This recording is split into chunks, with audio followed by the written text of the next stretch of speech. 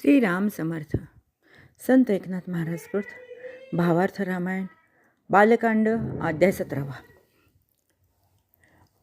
आता सहस्रार्जुनाचे राजपुत्र आणि प्रधान सैन्याला घेऊन परशुरामाशी युद्ध करायला निघाले. परशुराम पाहे दुरून निर्नायकी दिसे सैन्य. राजा नाही आला आपण राजपुत्र पूर्ण देखिले. रायाचे राजसूत शोधून मारावे समस्त. हे मातेची आज्ञा समर्थ तो मी कार्यार्थ साधीन. केला त्र्यंबकाचा म्हणजे शिवधनुष्याचा टणत्कार. नादे मूर्छित झाले सुर. दुमदुमले गिरिकंदर. राजकुमार दक्किन्नले म्हणजे दचकले, भ्याले. त्या नुसत्या शिवधनुष्याच्या टणत्काराने धाके दचकला प्रधान. उभा ठेला धैर्य धरून. सैन्य उभ्या उभ्या सांडती प्राण. टणत्कारे पूर्ण न भकोंदले. असा तो टणत्कार होता शिवधनुष्याचा. बाण सोडला सिंहमुख. त्याने गज मारले निश्चेद. रथांचे घोडे हे पण सगळे त्यांनी सिंहमुख बाणाने मारून टाकले. आणि बाण पिसारा म्हणजे बाणामुळे जो वारा सुटला होता त्यांनी सुद्धा कितीतरी वीर आभाळात उंच उडून गेले आणि खाली पडले. तेव्हा त्यांच्या अंगावर त्यांचे रथ संपूर्ण पडले. त्याच्यामुळे त्या शूरांचे पण प्राण परशुरामांनी छेदून काढले. बाण सोडिले संपूर्ण. आवर्ती पडले सैन्य. जो जिकडे सरे चुकवोन तिकडेची बाण खडतडती. म्हणजे जिकडे ते चुकवायला जात होते तर त्यांच्या मागे ते बाण लागत होते. सैन्य देखोनी महामार. खळबळले राजकुमार. प्रधान धाविनले समोर. अति दुर्धर निजयोध्यम. बाणाची या झडाडा. प्रधान उडविला रोकडा. नेऊन राया पुढा. मस्तकी तळा पडोनी मेला. त्यांनी परशुरामाने एक असा बाण सोडला प्रधानावर की त्यांनी प्रधान ओढून पार राजवाड्यात राजाच्या समोर जाऊन पडला. राजाने बघितलं की आता हा प्रधान पडलेला आहे. राजपुत्रांनी पण खूप युद्ध केलं परशुरामाशी, पण ते काही त्यांना जिंकता आलं नाही. कारण ह्याच्या पुढे परशुरामांच्या बाणांपुढे त्यांचे काहीही चालेना. रणांगणात जे आले ते निश्शेष निर्दाळले. बोंग सांगाव्या नाही उरले. रामे केले निक्षत्री. प्रधान पडला रणमेदिनी. पुत्र पडले रणांगणी. राजा क्षोभला ऐकूनी युद्धा लागून उठवला. ते राजपुत्र पण गेलेत आणि प्रधान पण गेलाय म्हणून सहस्रार्जुन राजा युद्ध करायला आला. राजा मनी करी विचार. म्या गाई ब्राह्मणा लावले शस्त्र. त्याने मी झालो अपयश पात्र. आता करावे क्षात्रधर्मे. आता क्षत्रियांचे कर्तव्य सांगताना नाथ महाराज गीतेतला 18व्या अध्यायातला 43वा श्लोक सांगतात. शौर्यं तेजो धृतिर्दाक्षैन युद्धे चाप्यपलायनम दानमीश्वर भावश्च क्षात्रं कर्मस्वभावजन. म्हणजे क्षात्रकर्म म्हणजे काय? पळून न जाणे युद्धापासून. आणि रणांगणात निर्वाणीचे सुद्धा युद्ध करायला लागले तरी पळून न जाणे. तो सूड मागेल पित्याचा. मी सूड घेन पुत्रांचा. पाहो पराक्रम दोहोंचा. गरजोनी वाचा उठाविला. तेव्हा परशुराम म्हणाला, अरे काय बोलतोस तू माझ्या घरी जेवला, ज्यांच्या घरी जेवला त्यांच्याच ज्यांनी तुला अन्न दिलं त्यांचाच तू प्राण घेतला का? तर जमदग्नीने तेव्हा कोप सोडून दिला होता म्हणून. नाही तर तुझा तिथेच प्राण गेला असता. आणि काय रे तुझा पुरुषार्थ? स्त्रियांवरही तुझा पुरुषार्थ. माझी माता पडली मूर्छित, तो तू सापडलास येतं, आता तुझं निपात करीन मी.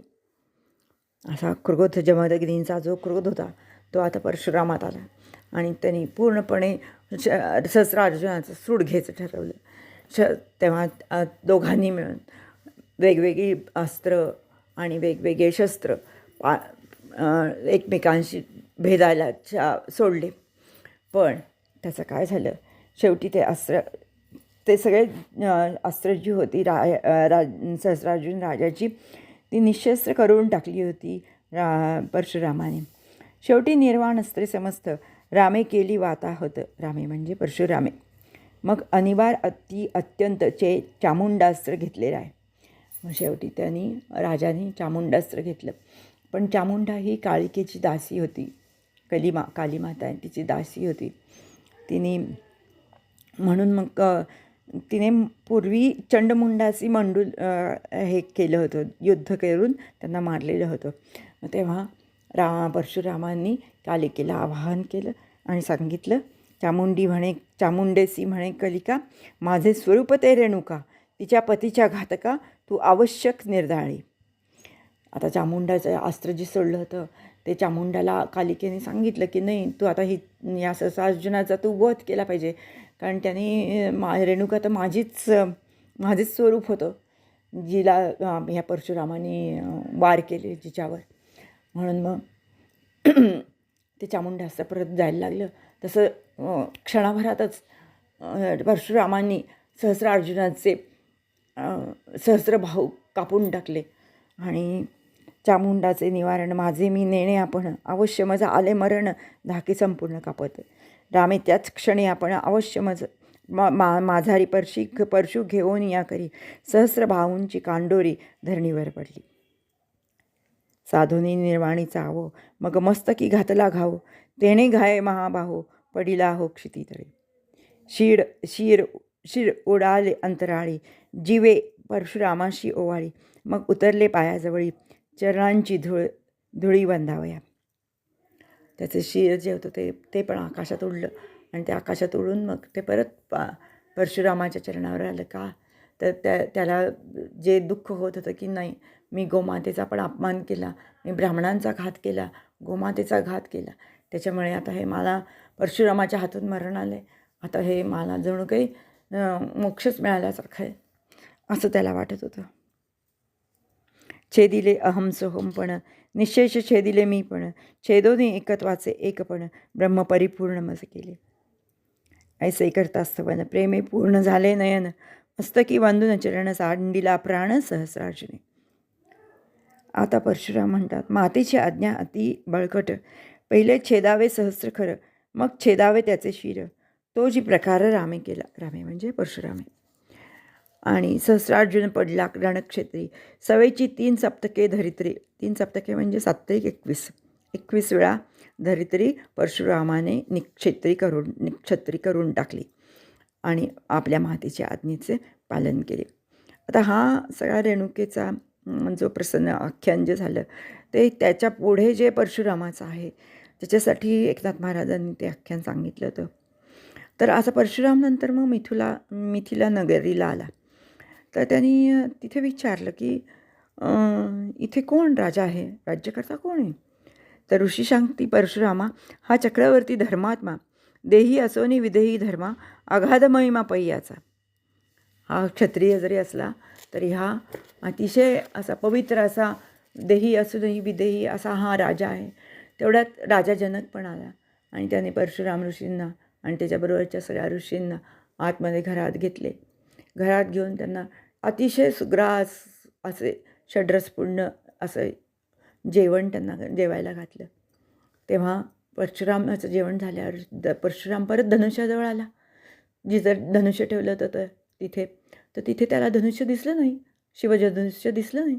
मग तो कोपला बरं का राजावर की कोण आहे तुझ्याकडे असा क्षत्रिय ज्यांनी माझे हे धनुष्य उचलले. तर तेव्हा मग राजाला एकदम भीती वाटली. तर तो तेव्हा बाहेर आला, बघितलं तर त्याला एक अशी रेघ जमिनीवर दिसली. मग ती रेघ फॉलो करता त्याच्या रेघे मागोमाग चालता त्याला दिसलं की सीता त्या धनुष्याचा घोडा करून खेळते. ती सीता एवढं धनुष्य उचलू शकते. मग तो म्हणाला, जनकराजा म्हणाला, पोरी अगं हे धनुष्य ठेव खाली, हे तुझं नाही आहे. तेव्हा तिने खाली ठेवलं. मग जनकराजा ते उचलायला लागला आणि ते परशुरामांना द्यायला लागला. तर त्याला कुठं उचलते ते धनुष्य.